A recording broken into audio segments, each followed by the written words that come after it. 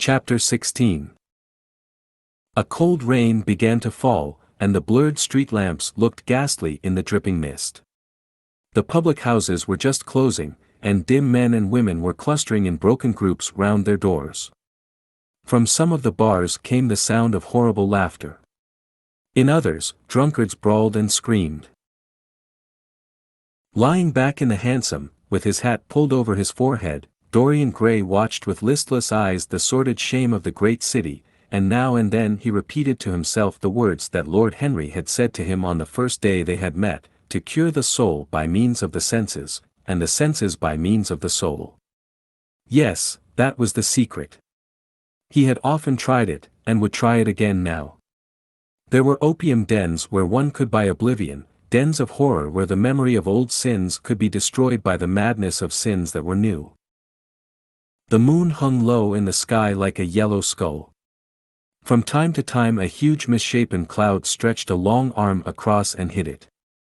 The gas lamps grew fewer, and the streets more narrow and gloomy. Once the man lost his way and had to drive back half a mile. A steam rose from the horse as it splashed up the puddles. The side windows of the hansom were clogged with a grey flannel mist. To cure the soul by means of the senses, and the senses by means of the soul. How the words rang in his ears! His soul, certainly, was sick to death. Was it true that the senses could cure it? Innocent blood had been spilled. What could atone for that? Ah! For that there was no atonement, but though forgiveness was impossible, forgetfulness was possible still, and he was determined to forget, to stamp the thing out, to crush it as one would crush the adder that had stung one. Indeed, what right had Basil to have spoken to him as he had done? Who had made him a judge over others? He had said things that were dreadful, horrible, not to be endured. On and on plodded the hansom, going slower, it seemed to him, at each step. He thrust up the trap and called to the man to drive faster. The hideous hunger for opium began to gnaw at him. His throat burned and his delicate hands twitched nervously together. He struck at the horse madly with his stick. The driver laughed and whipped up. He laughed in answer, and the man was silent. The way seemed interminable, and the streets like the black web of some sprawling spider. The monotony became unbearable, and as the mist thickened, he felt afraid. Then they passed by lonely brickfields. The fog was lighter here, and he could see the strange, bottle-shaped kilns with their orange, fan-like tongues of fire. A dog barked as they went by, and far away in the darkness some wandering seagull screamed. The horse stumbled in a rut, then swerved aside and broke into a gallop. After some time they left the clay road and rattled again over rough-paven streets. Most of the windows were dark, but now and then fantastic shadows were silhouetted against some lamplit blind. He watched them curiously. They moved like monstrous marionettes and made gestures like live things.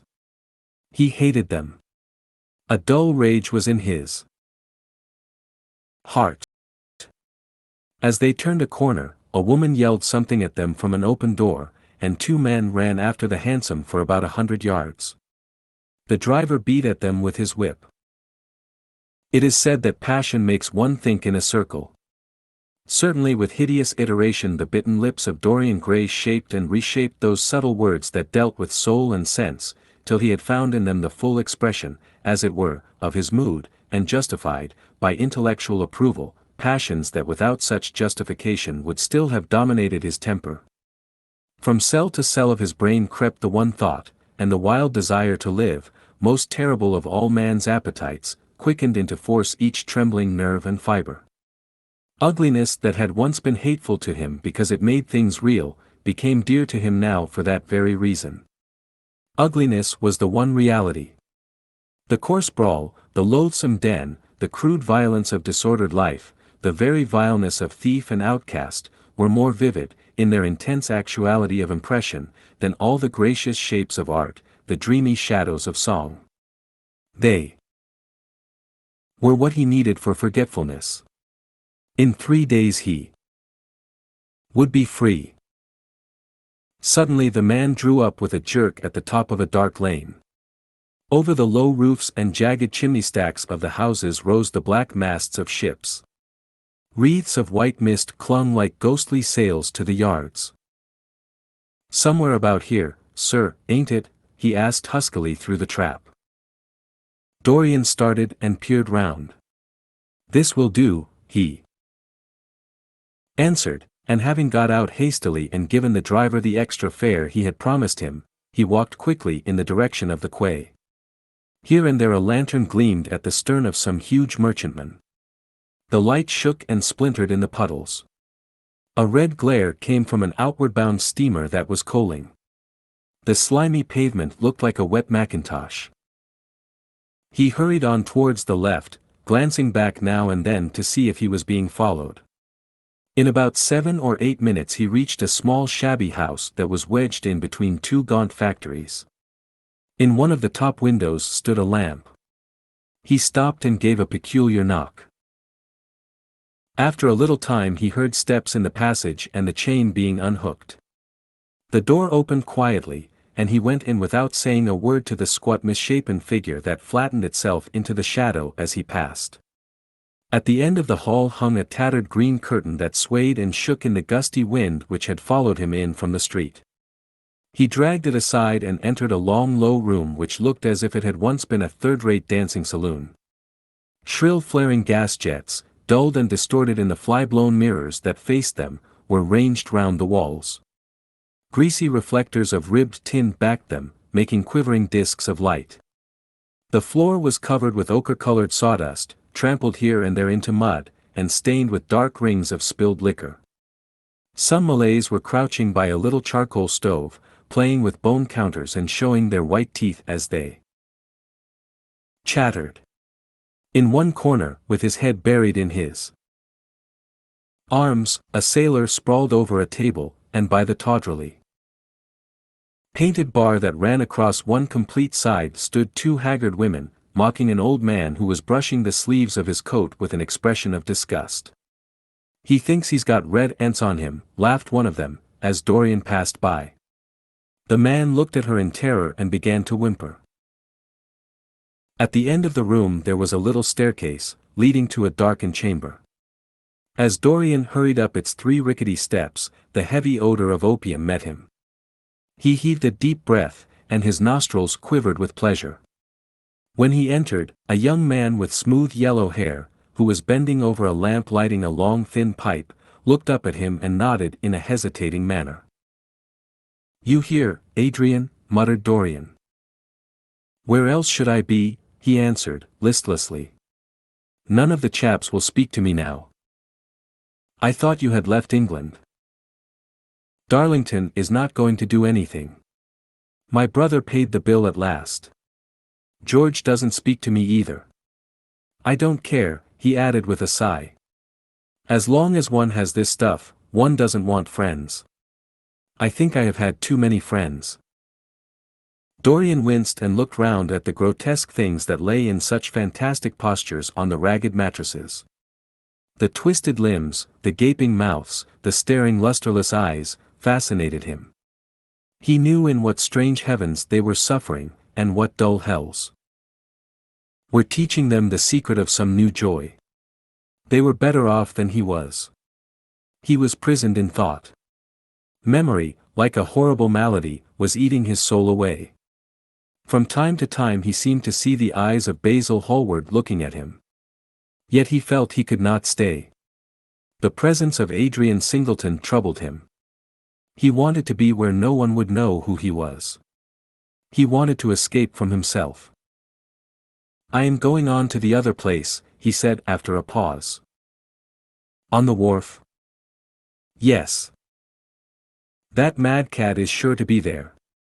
They won't have her in this place now." Dorian shrugged his shoulders. "I am sick of women who love one. Women who hate one are much more interesting. Besides, the stuff is better. Much the same. I like it better. Come and have something to drink." "I must have something." "I don't want anything," murmured the young man. "Never mind. Adrian Singleton rose up wearily and followed Dorian to the bar. A half-caste, in a ragged turban and a shabby ulster, grinned a hideous greeting as he thrust a bottle of brandy in 2 tumblers in front of them. The women sidled up and began to chatter. Dorian turned his back on them and said something in a low voice to Adrian Singleton. A crooked smile, like a Malay crease, writhed across the face of one of the women. "We are very proud tonight," she sneered. "For God's sake don't talk to me," cried Dorian, stamping his foot on the ground. "What do you want? Money? Here it is. Don't ever talk to me again." 2 red sparks flashed for a moment in the woman's sodden eyes, then flickered out and left them dull and glazed. She tossed her head and raked the coins off the counter with greedy fingers. Her companion watched her enviously. "It's no use," sighed Adrian Singleton. "I don't care to go back. What does it matter? I am quite happy here." "You will write to me if you want anything, won't you?" said Dorian, after a pause. "Perhaps." "Good night, then." "Good night," answered the young man, passing up the steps and wiping his parched mouth with a handkerchief. Dorian walked to the door with a look of pain in his face. As he drew the curtain aside, a hideous laugh broke from the painted lips of the woman who had taken his money. "There goes the devil's bargain," she hiccuped, in a hoarse voice. "Curse you," he answered, "don't call me that." She snapped her fingers. "Prince Charming is what you like to be called, ain't it?" she yelled after him.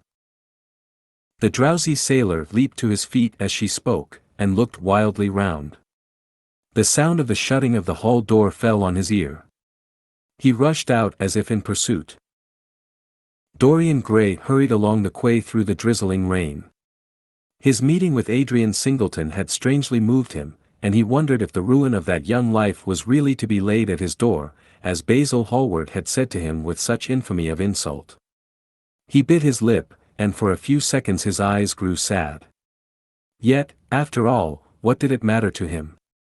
One's days were too brief to take the burden of another's errors on one's shoulders.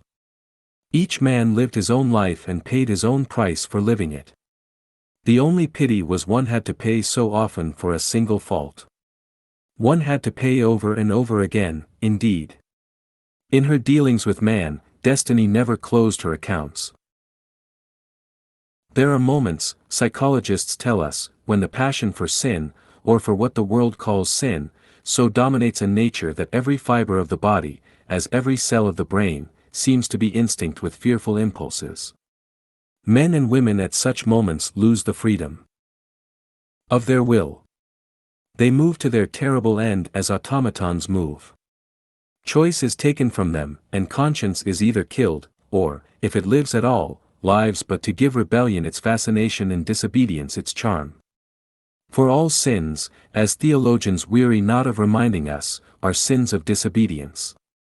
When that high spirit, that morning star of evil, fell from heaven, it was as a rebel that he fell.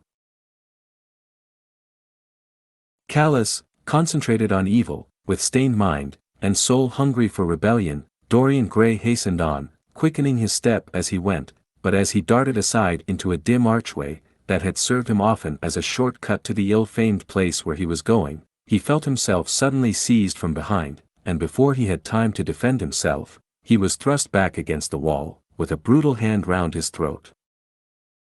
He struggled madly for life, and by a terrible effort wrenched the tightening fingers away. In a second he heard the click of a revolver, and saw the gleam of a polished barrel, pointing straight at his head, and the dusky form of a short, thick-set man facing him. "What do you want?" he gasped.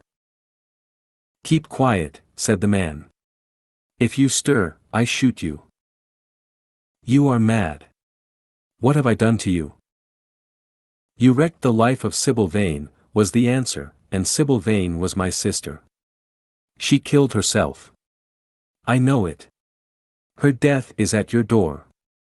I swore I would kill you in return. For years I have sought you.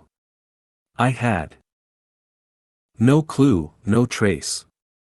The two people who could have described you were dead. I knew nothing of you but the pet name she used to call you. I heard it tonight by chance. Make your peace with God, for tonight you are going to die. Dorian Gray grew sick with fear. I never knew her, he stammered. I never heard of her. You are mad. You had better confess your sin, for as sure as I am James Vane, you are going to die. There was a horrible moment. Dorian did not know what to say or do. Down on your knees, growled the man. I give you 1 minute to make your peace no more. I go on board tonight for India, and I must do my job first. 1 minute. That's all. Dorian's arms fell to his side. Paralyzed with terror, he did not know what to do. Suddenly a wild hope flashed across his brain. Stop, he cried. How long ago is it since your sister died? Quick, tell me. 18 years, said the man. Why do you ask me? What do years matter? 18 years, laughed Dorian Gray, with a touch of triumph in his voice. 18 years. Set me under the lamp and look at my face. James Vane hesitated for a moment, not understanding what was meant. Then he seized Dorian Gray and dragged him from the archway. Dim and wavering as was the wind-blown light, yet it served to show him the hideous error, as it seemed, into which he had fallen, for the face of the man he had sought to kill had all the bloom of boyhood, all the unstained purity of youth. He seemed little more than a lad of 20 summers, hardly older, if older indeed at all, than his sister had been when they had parted so many years ago. It was obvious that this was not the man who had destroyed her life. He loosened his hold and reeled back. My God! My God! He cried, and I would have murdered you. Dorian Gray drew a long breath. You have been on the brink of committing a terrible crime, my man, he said, looking at him sternly. Let this be a warning to you not to take vengeance into your own hands. Forgive me, sir, muttered James Vane. I was deceived. A chance word I heard in that damned den set me on the wrong track.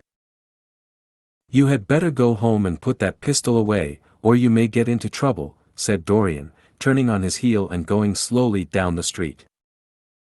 James Vane stood on the pavement in horror. He was trembling from head to foot.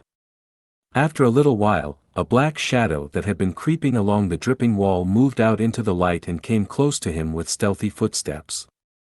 He felt a hand laid on his arm and looked round with a start. It was one of the women who had been drinking at the bar. Why didn't you kill him? She hissed out, putting haggard face quite close to his. I knew you were following him when you rushed out from Daly's. You fool. You should have killed him.